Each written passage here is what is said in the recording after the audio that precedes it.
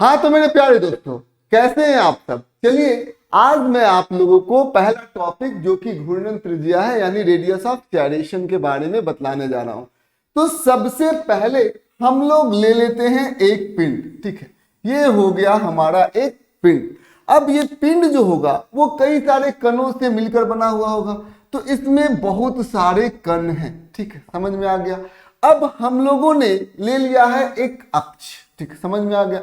इस पिंड का द्रव्यमान भी होगा, तो हम लोग लिख सकते हैं क्या, पिंड का द्रव्यमान, पिंड का द्रव्यमान कितना है जी, पिंड का द्रव्यमान है हमारा m, ठीक है, समझ में आ गया।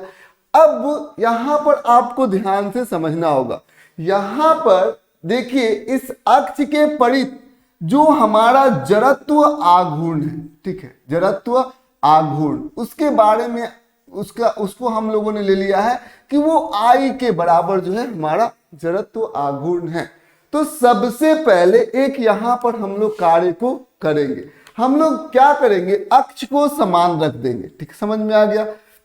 अब इसमें बहुत सारे कण हैं, सारे कणों को हम लोग क्या करेंगे, एक बिंदु पर हम लोग क्या करेंगे, उस सारे कणों के जितने भी द्रव्यमान है उसको एक बिंदु पर कंसंट्रेट कर देंगे, एक बिंदु पर रख देंगे।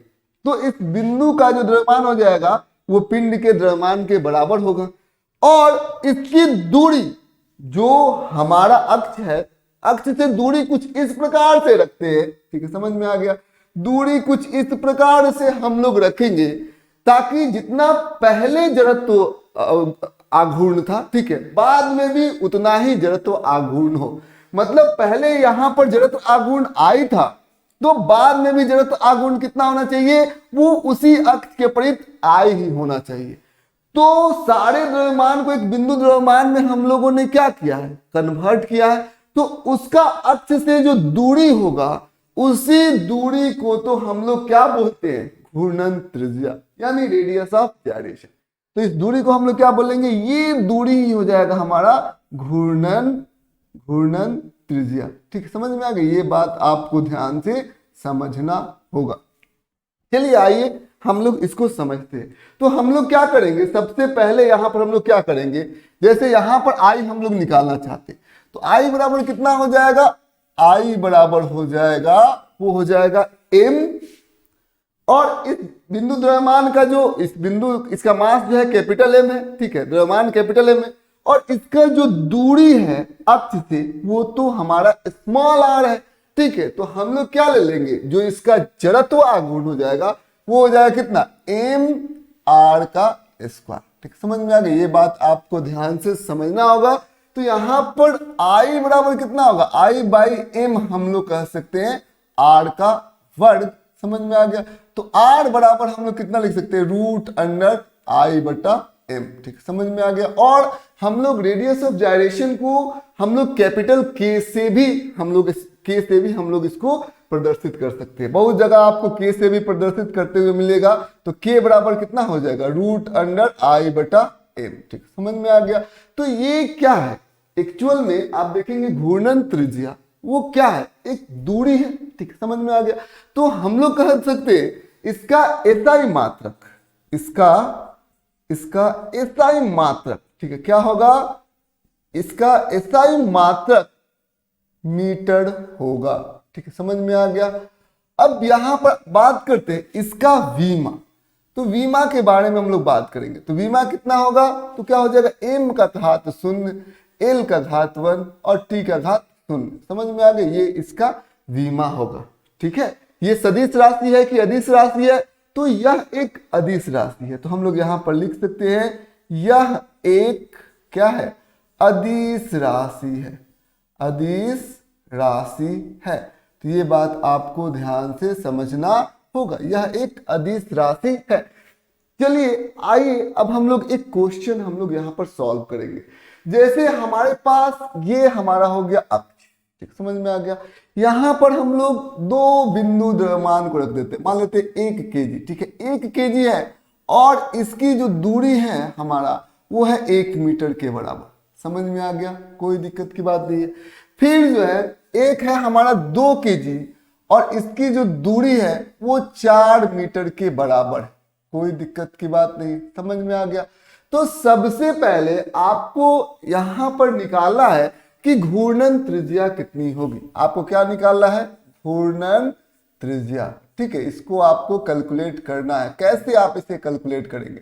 तो हमें पता है कि जो घूर्णन त्रिज्या होती है, जो के होता है, वो किसके बराबर होता है? रूट अंडर आई बटा एम। ठीक, समझ में आ गया। ये बात आपको ध्यान से समझनी है।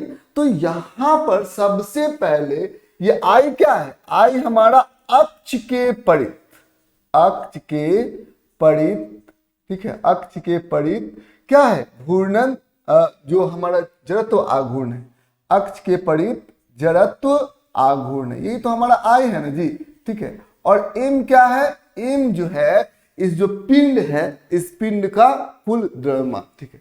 तो ये पिंड का कुल द्रव्यमान हो जाएगा एम। तो यहाँ पर पिंड का कुल द्रव्यमान, पूरा द्रव्यमान आपको देखना पड़ेगा। तो सबसे पहले हम लोग यहाँ पर एक बात बताना चाहते हैं, इस पिंड का कुल द्रव्यमान कितना है? एम। यदि हम लोग निकालेंगे तो इन दोनों द्रव्यमानों को हमें क्या करना पड़ेगा? जोड़ देना पड़ेगा। तो क्या करेंगे हम लोग? यहाँ पर 1 kg जोड़ 2 kg, तो पिंड का जो कुल द्रव्यमान होगा वो 3 kg के बराबर हो जाएगा। पहला स्टेप तो हमारा बन गया, कैपिटल एम निकल गया, ठीक है। अब हम लोग क्या करेंगे? आई निकालेंगे। तो आई निकालेंगे तो सबसे पहले हमारे पास कितने द्रव्यमान है? 2 द्रव्यमान है। तो सबसे पहले यहां पर हम लोग क्या लिख देंगे? m1, इसका द्रव्यमान कितना है? 1 kg है। तो 1 गुने इसका लंबवत दूरी अक्ष से कितनी है? 1 है, ठीक है। तो क्या करेंगे? 1 गुने 1 का वर्ग, जोड़ क्या करेंगे? यहां पर इसका द्रव्यमान कितना है? 2 kg। तो क्या करेंगे? 2 गुने यहां पर दूरी कितना है? 4। तो क्या करेंगे? 4 का वर्ग कर देंगे। समझ में आ गई? ये बात आपको ध्यान से समझना था। तो यहां पर जब हम लोग आई के बारे में बात करेंगे तो ये कितना है? 1 गुने 1 का वर्ग, यानी कि 1 गुने 1 जोड़ 2 गुने 4 का वर्ग हो गया 16। अब इसको हम लोग जोड़ेंगे, आई बराबर वो कितना होगा? 1 गुने 1 1 जोड़ 2 गुने 16 भी हो गया हमारा 32, ठीक है। तो ये कितना हो जाएगा? 33 हो जाएगा kg मीटर का वर्ग। ये हो जाता है हमारा क्या? ये हो जाता है हमारा जड़त्व आघूर्ण, ठीक है। अब ये हम लोगों ने निकाल दिया। अब हम लोग यहाँ पर के निकालेंगे। तो के हम लोग जब हम लोग यहाँ पर निकालेंगे तो के क्या होता है? रूट के अंदर आई बटा एम। समझ में आ गया? तो हमें आई का मान तो पहले से ही मालूम है, वो कितना है? 33। तो आई का मान हो गया 33। समझ में आ गया? अब हम लोग एम का मान निकालना चाहते हैं। तो एम का मान कितना है? 3, ठीक है। तो यहाँ पर हम लोग रख देंगे 3। समझ में आ गया? और जो जड़त्व आघूर्ण का SI मात्रक क्या होता है? वो तो मीटर होता है। तो यहाँ पर मीटर रख देंगे, कोई दिक्कत की बात नहीं है। दोनों को हम लोग कटाएंगे, क्या हो जाएगा? 11। और के का मान यदि हम लोग लिखेंगे तो रूट अंडर 11 मीटर के बराबर आ जाएगा। कोई दिक्कत, यहाँ पर के इसी के बराबर आ जाए। यदि 3 कण हो तो तीनों कण के द्वारा आपको जड़त्व आघूर्ण निकालना होगा अक्ष के परित, और फिर सारे कणों के द्रव्यमान को आपको जोड़कर पिंड का कुल द्रव्यमान निकाल देना होगा। समझ में आ गया? कुछ इसी प्रकार से आप क्या निकाल सकते हैं? जड़त्व, जो हमारा घूर्णन त्रिज्या, ठीक है। अब आइए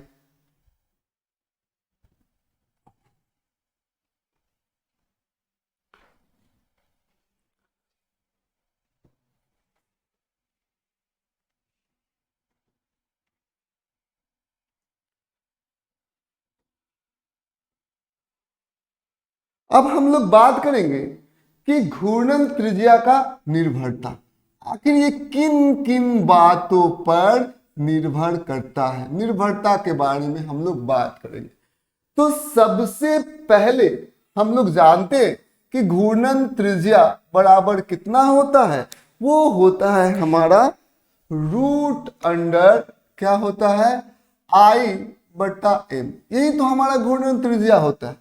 तो सबसे पहले यहां पर हम लोग लेते हैं 2 द्रव्यमान, समझ में आ गया? यहां पर एक द्रव्यमान लिख देते हैं, ठीक है। ये मान लेते हैं 1 kg का ही द्रव्यमान है और इसकी दूरी जो है वो 1 मीटर के बराबर है, ठीक है। फिर हम लोग एक और अक्ष ले लेते हैं, ये वाला अक्ष, ठीक है। समझ में आ गया?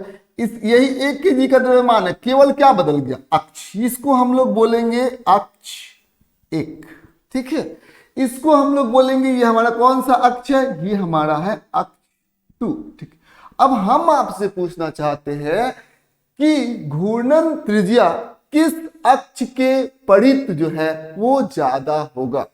तो आप यहां पर देख सकते हैं जो घूर्णन त्रिज्या होगा, आप देख सकते हैं इस अक्ष के परित ज्यादा होगा।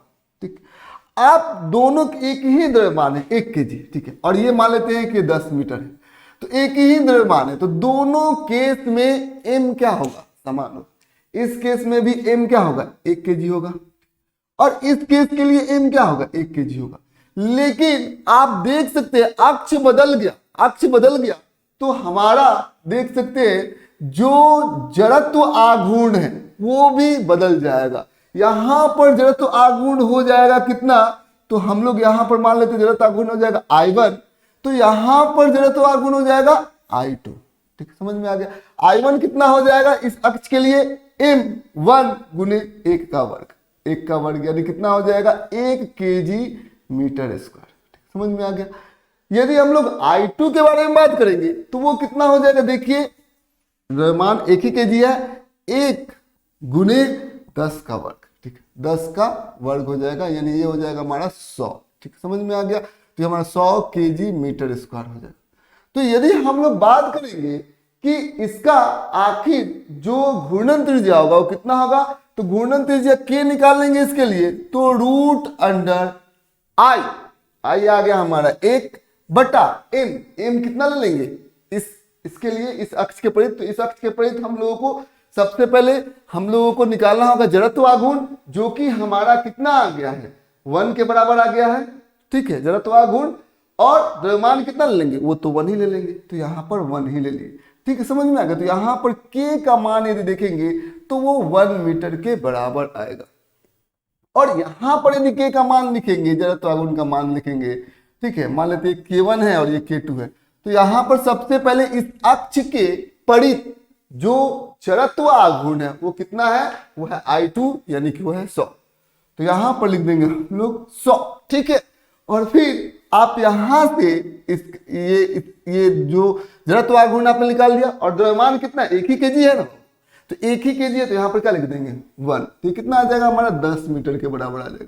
तो आप यहाँ पर देख सकते हैं अक्ष बदला, एक ही द्रव्यमान है 1 kg, लेकिन इस अक्ष के परित जो है घूर्णन त्रिज्या आ रहा है हमारा 1 मीटर। ठीक है, समझ में आ गया।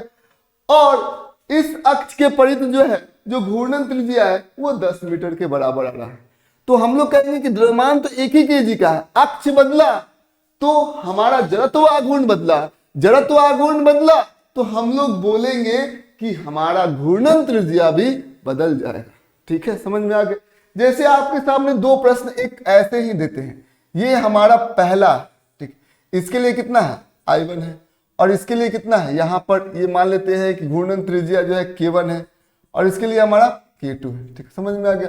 तो दोनों में से बताइए k1 बड़ा है कि k2 बड़ा है, तो जब आप देखेंगे तो आप पाएंगे k2 जो है वो बड़ा है किससे, k1 से। कोई दिक्कत की बात नहीं है, क्यों, क्योंकि ये क्या है, ये यहाँ ये दूरी पर है, ये अक्ष जो है इस द्रव्यमान से दूरी पर है, तो इस अक्ष के परित जो हमारा घूर्णन जो हमारा जड़त्व आघूर्ण होगा इस अक्ष के परित वो ज्यादा होगा। क्यों, क्योंकि द्रव्यमान इससे दूरी पर है। ठीक, समझ में आ गया। तो जिसके वजह से हम लोग कहेंगे इस अक्ष के परित जो घूर्णन त्रिज्या होगी वो ज्यादा होगी इस अक्ष के परित से। ठीक है, समझ में आ गया। क्यों, क्योंकि यहाँ पर जड़त्व आघूर्ण कम होगा। तो हम लोग कह सकते हैं ये किस पर निर्भर करता है, ये निर्भर करता है हमारा अक्ष पर। ठीक है, सबसे पहले हम लोग क्या लिखेंगे, ये किस पर निर्भर करता है, अक्ष पर। ठीक है, समझ में आ गया, अक्ष पर। चलिए आइए अब हम लोग आकार के बारे में बात करते हैं। क्या ये आकार पर भी निर्भर करता है, तो पहला निर्भरता तो अक्ष पर हो गया। सबसे पहले हम लोग यहाँ पर 2 हम लोग गोला लेते हैं, ये प्रथम गोला हो गया हमारा गोला 1। ठीक, अब फिर हम लोग दूसरा गोला यहाँ पर ले लेते हैं। ध्यान दीजिए ये बड़ा गोला है, ये मानिए कि ये आकार में क्या है, बड़ा है। ठीक है, समझ में आ गया। लेकिन दोनों का द्रव्यमान जो है वो समान है। समझ में आ गया। अब हम आपसे पूछना चाहते हैं कि जो जड़त्व आघूर्ण होगा, ठीक है, इस अक्ष के परे इस वाले के लिए वो हो जाएगा हमारा I1 और इसके लिए कितना हो जाएगा I2 हो जाएगा। अब हम पूछेंगे कि I1 बड़ा है कि I2 बड़ा है, तो आप कहेंगे कि I2 ही बड़ा है। क्यों I2 बड़ा है? क्योंकि इसका आकार बड़ा है, ठीक है, आकार बड़ा है। तो आकार जब इसका बड़ा है, आप कहेंगे कि यहां पर जो द्रव्यमान है वो सारे द्रव्यमान अक्ष से दूर दूर पर है, दोनों में समान द्रव्यमान है, लेकिन इसका द्रव्यमान जो है वो अक्ष के नजदीक नहीं है जी, ठीक है, और इसका द्रव्यमान अक्ष के दूर भी है और नजदीक भी है, लेकिन इससे तो काफी ज्यादा दूरी पर है। तो जिसके वजह से इसका जो जड़त्व आघूर्ण होगा I2 वो बड़ा हो जाएगा किससे? I1 से, ठीक, समझ में आ गया। दोनों का द्रव्यमान सेम है तो हम लोग कहेंगे जड़त्व आघूर्ण बड़ा हो गया है, यानी कि घूर्णन त्रिज्या भी बड़ा होगा। तो यहां पर कहेंगे K2, इसके लिए जो घूर्णन त्रिज्या होगा वो बड़ा होगा किससे? K1 से, क्योंकि जड़त्व आघूर्ण यदि बड़ा है, द्रव्यमान सेम है, तो घूर्णन त्रिज्या भी बड़ी ही होगी। तो ये बात आपको समझना होगा। तो एक तो निर्भरता होती है अक्ष पर, दूसरा निर्भरता होता है आकार पर, आकार कैसा है, ठीक है, ये आकार पर भी निर्भर करेगा। चलिए आइए हम लोग तीसरी निर्भरता के बारे में हम लोग सोचते हैं। जैसे यहां पर देखेंगे यह एक गोला है, समझ में आ गया, यह एक गोला है, मान लेते इसका द्रव्यमान m ही है, ठीक है, हमने क्या किया, इसके आकृति को बदल दिया, ठीक है, अब ये आ गया हमारा इस शेप में, इस आकार में, ठीक, समझ में आ गया, इस आकार में आ गया, ठीक है, हमने अक्ष वही रखा, अक्ष वही रखा। तो आप यहां पर देख सकते दोनों का द्रव्यमान सेम है, सेम द्रव्यमान का है दो, लेकिन आप देखेंगे कि इस गोले, ये गोला है हमारा, दोनों का द्रव्यमान क्या है? समान है, दोनों का द्रव्यमान बिल्कुल भी एक समान है। लेकिन आप यहाँ पर एक बात नोटिस करेंगे, वो बात ये होगा कि आकृति बदली हुई है। तो आकृति बदली हुई है तो क्या दोनों का जो हमारा जड़त्व आघूर्ण होगा वो समान होगा क्या? तो जवाब है नहीं। इसका जड़त्व आघूर्ण क्या होगा? इसका जड़त्व आघूर्ण कम होगा और इसका जड़त्व आघूर्ण क्या होगा? ज्यादा होगा, क्योंकि यहाँ पर ये दूर दूर तक जो मासेस जो है वो फैले हुए हैं। तो हम लोग कह सकते हैं I2 इस केस में ग्रेटर होगा किससे? I1 से। तो हम लोग कह सकते हैं कि इसका जो जड़त्व, यहाँ घूर्णन त्रिज्या है R2, K2 मान लेते हैं, और इसका मान लेते हैं घूर्णन त्रिज्या है K1, तो हम लोग कहेंगे K2 से बड़ा है कौन? K1, ठीक है, समझ में आ गया। तो आकार पर तो निर्भर करती है। तीसरा कंडीशन क्या होगा? ये आकृति पर भी निर्भर करती है, आकृति कैसी है, ठीक है, ये आकार पर, आकृति पर भी निर्भर करती है। चलिए आइए अब हम लोग यहाँ पर देखते हैं कि क्या ये घनत्व पर निर्भर करती है क्या। तो सबसे पहले हम लोग यहाँ पर दो गोला ले लेते हैं, ठीक है, समझ में आ गया, ये दो गोला ले लेते हैं, दोनों का घनत्व अलग अलग है, बिल्कुल समान है, दोनों गोले का त्रिज्या बिल्कुल भी एक समान है, लेकिन घनत्व जो है इसका मान लेते हैं ρ2 है और इसका घनत्व ρ1 है। तो हम लोग कह सकते हैं घनत्व जो है ρ2 जो है वो ρ1 से बड़ा है, ये बात हम लोग सबसे पहले मान लेते हैं। तो हम लोग यहाँ पर क्या महसूस करेंगे? यहाँ पर हम लोग देख सकते हैं कि हमें पता है घनत्व बराबर क्या होता है? द्रव्यमान बटा आयतन, ये होता है कि नहीं होता है? तो हम लोग द्रव्यमान बराबर क्या लिख सकते हैं? घनत्व गुने आयतन जो है वो द्रव्यमान हो जाता है, ये हमें मालूम है, ये बात तो हमें पूरी तरीके से मालूम है। तो यहाँ पर हम लोग देखेंगे क्या? हम लोग यहाँ पर देखेंगे दोनों का आयतन क्या है? समान है, ठीक है, समझ में अगर सेम आकार का है, सेम आकृति का है, तो आयतन तो दोनों का समान होगा। लेकिन आप यहाँ पर एक बात नोटिस करेंगे, इसका घनत्व ज्यादा है। तो घनत्व ज्यादा है तो हम लोग कहेंगे इसका द्रव्यमान हो गया m2, इसका द्रव्यमान हो गया m1। तो हम लोग कहेंगे क्या कि m2 बड़ा है किससे? m1 से। ये बात आपको ध्यान से समझना होगा, इसका द्रव्यमान ज्यादा है और इसका द्रव्यमान कम है, m2 बड़ा हो जाएगा किससे? m1 से। ये बात आपको ध्यान से समझना होगा। तो अब हम आपसे पूछना चाहते हैं कि यदि हम लोग जड़त्व आघूर्ण के बारे में बात करें, ठीक है, समझ में आ गया, तो इन दोनों केस में आप देखेंगे कि इसका जो जड़त्व आघूर्ण होगा, ठीक है, ये हो गया J2, ठीक है, और इसका जड़त्व आघूर्ण हो जाएगा J1। दोनों में से कौन बड़ा होगा? समान आकृति का है, समान आकार का है, लेकिन नीचे वाला का द्रव्यमान ज्यादा है तो इसलिए नीचे वाले का जो जड़त्व आघूर्ण होगा वो ज्यादा ही होगा। तो हम लोग बोलेंगे क्या, J2 जो है वो बड़ा है किससे, J1 से। ये बात हम लोग बड़े ही आराम से समझ सकते हैं। तो हम लोगों ने इस बात को समझ लिया। तो जड़त्व आघूर्ण बड़ा है तो हम लोग कहेंगे कि इसका जो घूर्णन त्रिज्या है, जड़त्व आघूर्ण बड़ा है तो घूर्णन त्रिज्या भी क्या होगी, बड़ा ही होगी। तो हम लोग कहेंगे इसका जो K2 है, ठीक है, समझ में आ गया, इसका है K1, तो हम लोग कह सकते हैं, क्या कह सकते हैं, K2G ग्रेटर देन K1। ये बात आपको ध्यान से समझना है, ठीक है। तो हम लोग कह सकते हैं कि ये हमारा किस पर, घनत्व पर भी ये निर्भर करता है, ठीक है। तो किस पर निर्भर करेगा, घनत्व पर, घनत्व पर, ठीक है, ये घनत्व पर भी निर्भरता है इसकी। तो ये जितने भी घनत्व है उस पर, ये अक्ष पर, आकार पर, आकृति पर, घनत्व पर।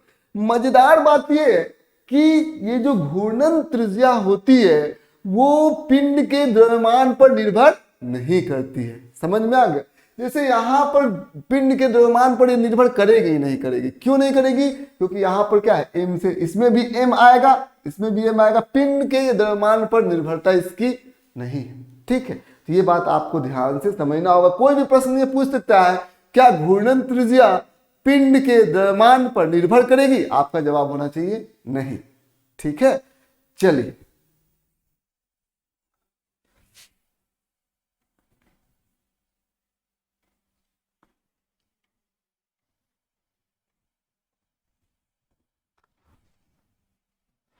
अब देखिए हम लोगों ने क्या लिया हुआ है, यहां पर एक वृत्ताकार चक्री ले लिया हुआ। तो ये वृत्ताकार चक्री हम लोग जानते हैं, डिस्क इसको हम लोग बोलते हैं, ये बात आपको पहले से ही मालूम है। तो ये हो गया हमारा वृत्ताकार चक्री, वृत्ताकार चक्री है ये, ठीक है, चक्री है। अब ये हम लोग इसको बोलते हैं डिस्क, ठीक है। अब डिस्क है, अब डिस्क का क्या होगा, एक केंद्र बिंदु होगा और इस अक्ष के परित, ठीक है, ये हमारा अक्ष हो गया। तो इस अक्ष के परित जो हमारा जड़त्व आघूर्ण है वो हमको दिया हुआ है। वो कितना दिया हुआ है, I बराबर दिया हुआ है। इस वृत्ताकार चक्री का जो द्रव्यमान है वो कैपिटल M है और इसका जो त्रिज्या है वो कैपिटल R है। तो आप यहां पर देख सकते हैं I बराबर कितना यहां पर दिया हुआ, वो दिया हुआ mr स्क्वायर बटा 2, ठीक है, समझ में आ गया। यदि हमसे कोई पूछे कि बताइए इसका घूर्णन त्रिज्या कितना होगा, तो सबसे पहले आइए हम लोग घूर्णन त्रिज्या के बारे में बात करते हैं। घूर्णन त्रिज्या, इसके बारे में हम लोग जरा बात कर लेते हैं। क्या होता है घूर्णन त्रिज्या, ये होता है हमारा √I बटा m, ठीक है। तो हमें I मालूम है, हमें m दिया हुआ है, इस वृत्ताकार चक्री का द्रव्यमान दिया गया।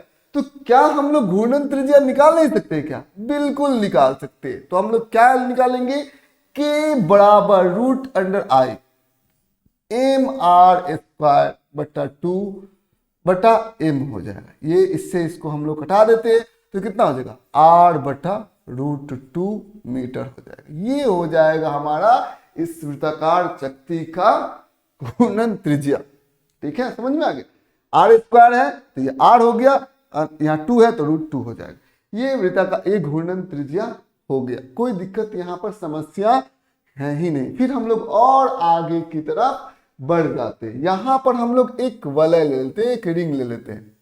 तो ये रिंग हम लोगों ने ले लिया, इसका भी द्रव्यमान हम लोगों ने देख लिया, कितना इसका द्रव्यमान है, कैपिटल M, ठीक।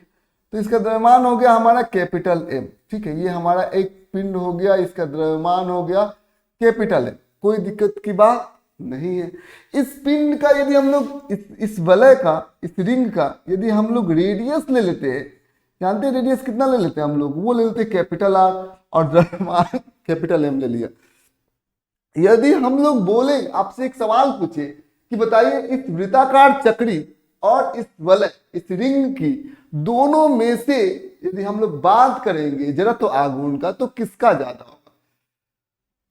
तो आप देख सकते हैं वृत्ताकार चक्री का द्रव्यमान भी m है और इस रिंग का भी द्रव्यमान एक ही है, दोनों का द्रव्यमान सेम है, दोनों का त्रिज्या सेम है, लेकिन इसका द्रव्यमान नजदीक नजदीक भी होगा और दूर दूर भी, इसका द्रव्यमान नजदीक नजदीक और दूर दूर होगा। लेकिन जो रिंग है, ठीक है, उसका द्रव्यमान निश्चित रूप से कहाँ होगा, दूर दूर पर ही होगा, दूर दूर पर ही होगा, ठीक है।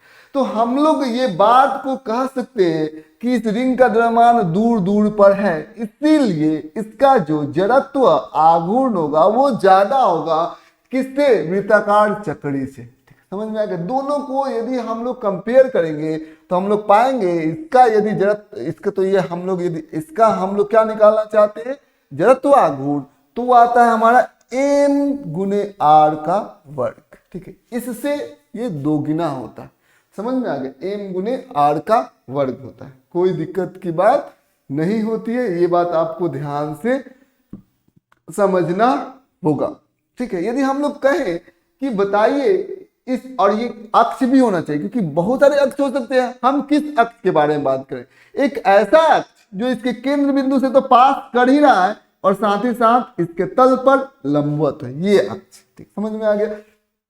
अब हम लोग इस अक्ष के परित हम लोग चाहते हैं कि घूर्णन त्रिज्या हम लोग निकाल लें, तो घूर्णन त्रिज्या यदि हम लोग निकालेंगे यानी k का मान यदि हम लोग निकालेंगे कितना आ जाएगा जी घूर्णन त्रिज्या, ये होता है √i/m, ठीक है, समझ में आ गया। इसमें आप देखेंगे √i, i यहाँ पर कितना है, mr का वर्ग, ठीक है, बटा m यहाँ पर हम लोगों ने यहाँ पर कटा दिया, तो ये कितना हो जाएगा, r के बराबर हो जाएगा, वो क्या हो जाएगा, k जो होगा वो r के बराबर हो जाएगा।